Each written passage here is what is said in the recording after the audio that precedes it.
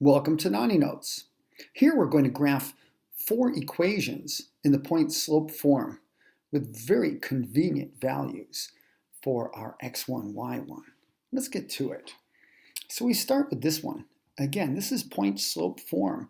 I know you've seen it, but sometimes we're rusty with it. And we know that that's the form looks like that. Y minus y1 equals the slope times the quantity x minus x1. So if I were going to interpret that, that means that this is a line with a slope of m, and it contains the point. We're using one given point, x1, y1. If I take my given equation, I could further interpret it this way. I can see that clearly the slope is the negative 4/3. The x1 is, however, negative 6, and the y1 is positive 3. Looks a lot like that. So let's go ahead and graph this. Not too hard, is it? Of course not. Negative 6, 3. That should be up here, right about there. It's like I was expecting that. And we have a slope of negative 4/3. And we'll do our old rise over run thing because it's just so much fun. You never forget your elementary stuff. So we're going to say, we're just graphing this, and we're going down, like down 4? Yeah, down 4 over, did I go down 4? No, I didn't. 1, 2, 3, 4, yeah.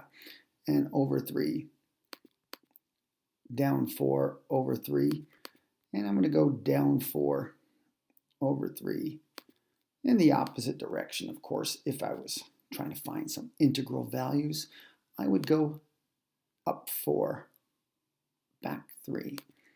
Then I would take my Sammy straight edge and I would connect. I would connect some points. I'll take the points, 2 points farthest away, so it gives me a best reading on the line. Now, yeah, we picked a real easy one here, you can see, because it looks like we also have an integral value for the y-intercept. And we could verify that doing this.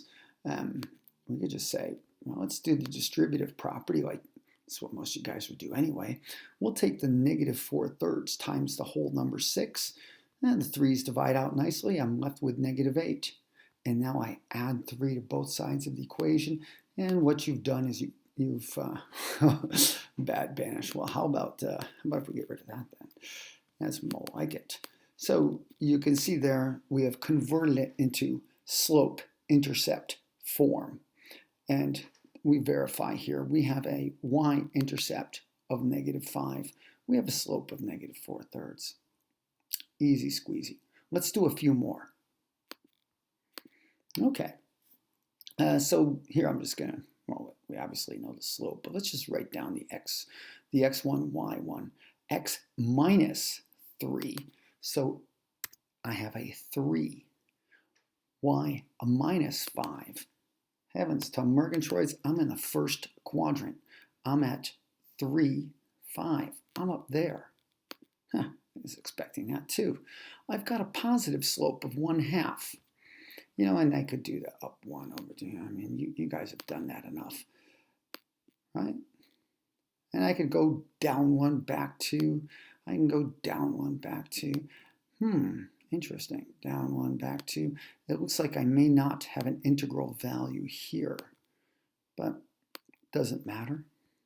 We're just going to graph this one. So after all, this is YouTube. We can do things fast. And I'm going to line up my straight edge on the 2 points that are the farthest away. Why? Because I want to. You can see here we do not get an integral value for the y-intercept. Not a big deal. We'll explore that again on the last one, but let's move on. We have 2 more. Next. Okay. Looks like I gave away the store on that one. Sorry about that. I was supposed to. That was supposed to be the punchline. No, I'm not very good at this. Let's again go with the x1, y1. Negative 7 for the x1, because that's x minus negative 7. That's y minus negative 3.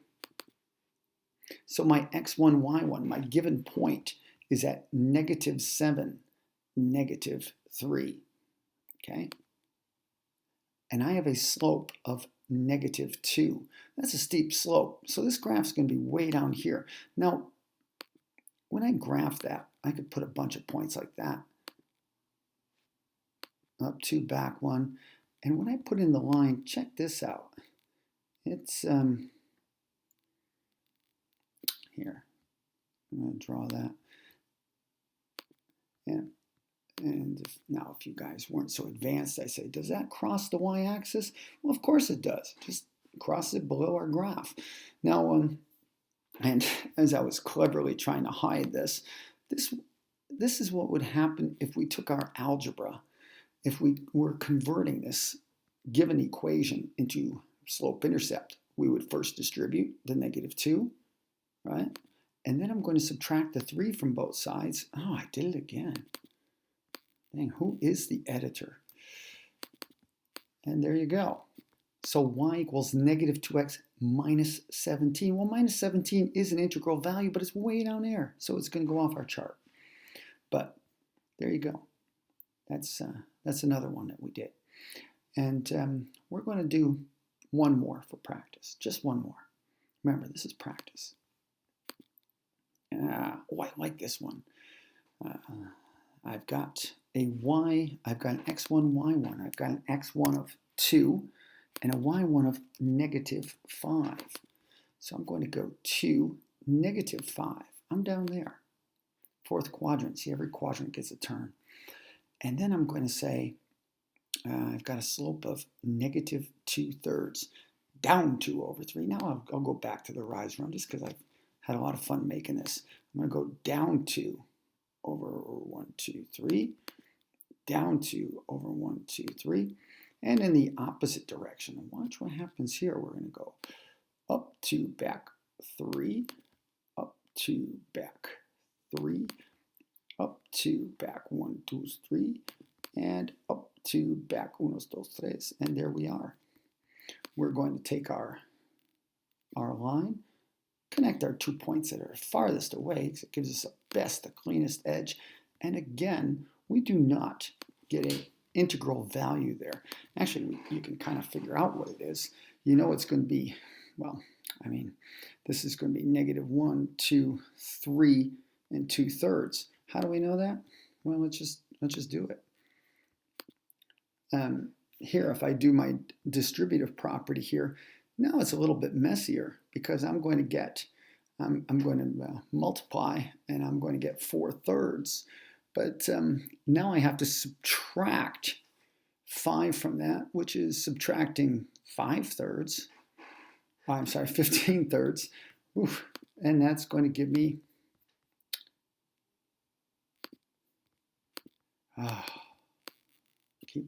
there, 11/3. Negative 11/3. Negative 11/3, which is negative 3 and 2/3. Check it out. Down 1, 2, 3, and 2/3 to get to there.